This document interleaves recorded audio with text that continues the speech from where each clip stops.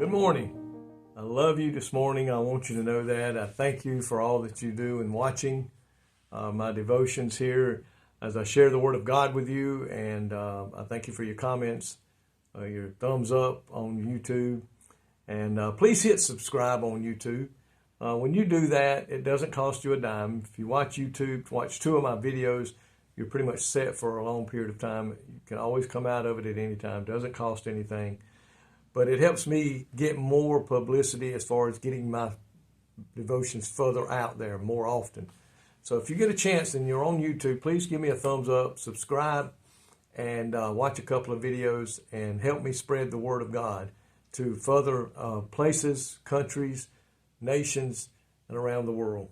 I want to look today at Ecclesiastes chapter 9, verse 11. Ecclesiastes chapter 9, verse 11. It says, I returned and saw under the sun that the race is not to the swift, nor the battle to the strong, nor bread to the wise, nor riches to men of understanding, nor favor to men of skill, but time and chance happens to them all. Think about that. But time and chance happens to them all. Verse 12, for man does not know his time. Like a fish taken in a cruel net, like birds caught in a snare. So the sons of men are snared in an evil time when it falls suddenly upon them. Think about that today. The most skillful and sometimes even the most gifted don't always win. We know in NASCAR racing, which is one of my favorite sports, the fastest car don't always win. Sometimes, as it has often been said, it's just the roll of the dice, and you get what you get. And that's the way sometimes it is in life. We see in life that no matter whatever the strength of an individual, their wisdom, riches, or skills, a person has a time and chance happen to them all. Some days everything goes like clockwork. Then the next day, things just seem to drag and take forever, and things you try to do that fit a few days ago, now today won't seem to fit at all. It's just chance. Solomon calls that a chance. Sometimes, as we always like to say, life just happens. Only God controls life and death. Think about that. It's what reminds us of that is life and death, that God controls it all. God is the only guarantee in life. He is the only guarantee in life. We don't know when our time is coming, and certainly no one knows that time. We must always live our life with an eternal perspective, because someday soon, maybe, and for others it may be years. It may be you'll still be here when the Lord comes back. But somewhere or another, we're going to cross that line into eternity. And then that's going to matter whether we go to heaven or hell. And what matters the most is your relationship with Jesus Christ and the life that we have lived down here to honor Him and to bring fruit. So think about that. The only thing we control is to be ready or not.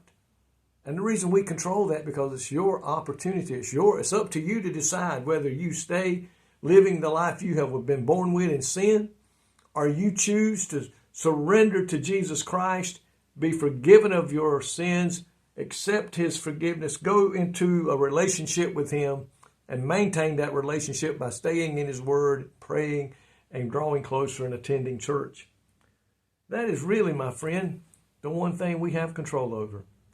Will we be ready when the thing we can't control, the clock, is ticking? I thought about that as I was coming to a close. Have we got things right with God today? Are you ready? Should today be your day?